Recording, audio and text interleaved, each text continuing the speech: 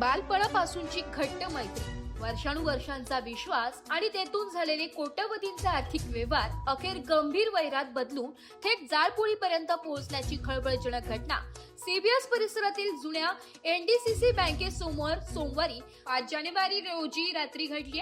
आर्थिक वादातून धमक्या देत खंडणी मागितल्यानंतर चार्टर्ड अकाउंटंटच्या घरासमोर उभ्या वाहनांना पेटवून देण्यात आल्याने शहरात खळबळ माजली आहे. संशयित चैतन्य गुणवंतराव पाटील, एम्पेरियो हाइट्स, महात्मा नगर या रिअल इस्टेट व्यावसायिकाला सरकारवाडा पोलिसांनी अटक केली असून त्याचा साथीदार राज पवार हा अद्याप पसार आहे.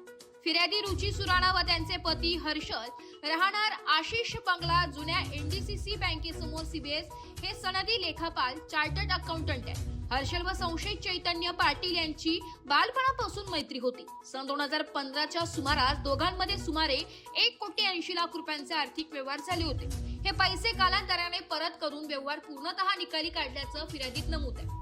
तथापि व्यवहार संपुष्टात आलेला असतानाही चैतन्य पाटील याने राज पवार मार्फत पुन्हा 1,80,00,000 रुपयांची खंडणी मागण्यास सुरुवात केल्याचा आरोप आहे. 13 सप्टेंबर 2025 पासून वारंवार फोन व तोंडी धमक्यांद्वारे सुराणा कुटुंबांचा मानसिक छळ करण्यात आला. रक्कम न दिल्यास आत्महत्या करून संपूर्ण कुटुंबाला अडकवीन, घर जाळून टाकेल तसेच इमारतीचे नुकसान करण्याच्या धमक्या दिल्याचे फिर्यादीत नमूद केले. धमक्यांमुळे सुराणा कुटुंब दहशतीखाली होते. दरम्यान या गुन्ह्यात चैतन्याच्या साथीदार राज पवार हा पसार असून त्याचा शोधार्थ पथके रवाना करण्यात आली. तपासादरम्यान आर्थिक व्यवहारांची कागदपत्रे, कॉल डिटेल रेकॉर्ड्स, धमकीचे ऑडिओ मेसेजेस तसेच घटनास्थळावरील सीसीटीव्ही फुटेज तपासले जात आहे. सहाय्यक पोलीस निरीक्षक नरेंद्र बैसाने तपास करीत आहे.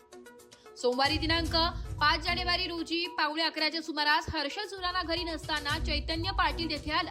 तेथे सोसायटीच्या पार्किंग मध्ये उभ्या असलेले 2 बुलेट दुचाकी व एका मोपेडला पेट्रोल टाकून आग लावली.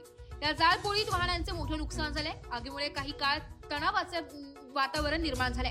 माहिती मिळताच सरकारवाडा पोलिसांनी धाव घेतली. रुची सुराणा यांच्या फिर्यादीवरून खंडणी, जाळपोळ, धमकी, मालमत्तेचं नुकसान व दहशत निर्माण केल्याप्रकरणी गुन्हा दाखल करण्यात आलाय. न्यायालयाने चैतन्याला पोलीस कोठडी सुनावली आहे.